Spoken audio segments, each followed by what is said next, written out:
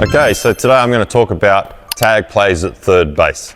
And just like everything we do, we utilise a cage here, so we can run these plays in a cage. We can teach kids in this small environment. So it's good to be able to utilise what you've got. And in a cage environment, we can still teach them the correct way to make a play and make tag plays at third base. What we want to talk about is very similar to what we've done when we did tag plays at second base. A lot of the same principles, okay? So what we want to talk about, let's just imagine second base is up there, home plate's down here. All right, there's two types of tags we really got to work on. There's plays from the catcher and there's tag plays from the outfield, okay? So for both, we want to straddle the bag, okay? So that means feet either side of the bag. All righty, I'll show you this way so you understand. Straddle the bag, okay? Always on the balls of our feet, ready to move, okay? We don't want to ever be flat-footed because if the ball's over our head, we need to be ready to jump, or if we've got to go get the ball. Alrighty, that principle that happens all across baseball, ball first, comes into play here as well. You've got to make sure you stop that ball. So it's not always going to be a perfect throw. You need to be able to move and go get the ball or jump, okay? So we straddle the bag, we'll talk about the throw coming from the catcher. Alrighty, straddle the bag, good athletic position, give the catcher a target, okay? And you want to make sure you let that ball travel over the tagging zone, okay? Don't go get the ball.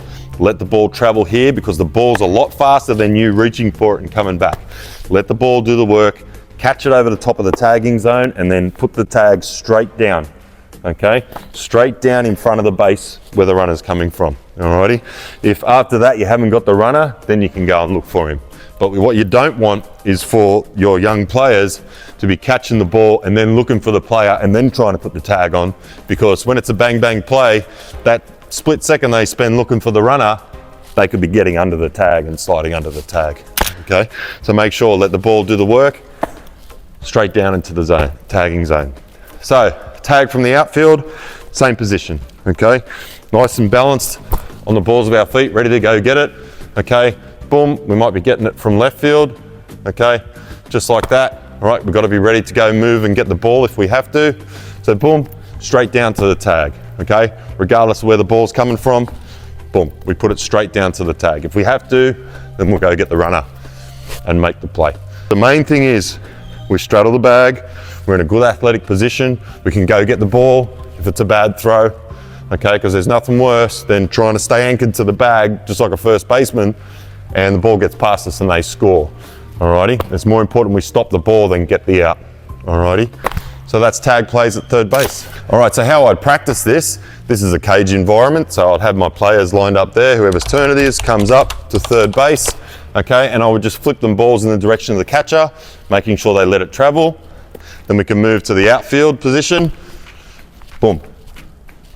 Flip them some balls over and over again. Look, we've got not very much space, but we're practicing some good fundamentals here, okay? Another way I'd then advance it is do the bucket drill. This is to ensure that they let the ball travel, okay? So you set it up here in the direction the ball's coming from, and the idea is they have to let the ball get past the bucket before they put the tag on. If they reach for it, they're gonna hit the bucket, okay? So they need to let it get past the bucket, boom, put the tag on.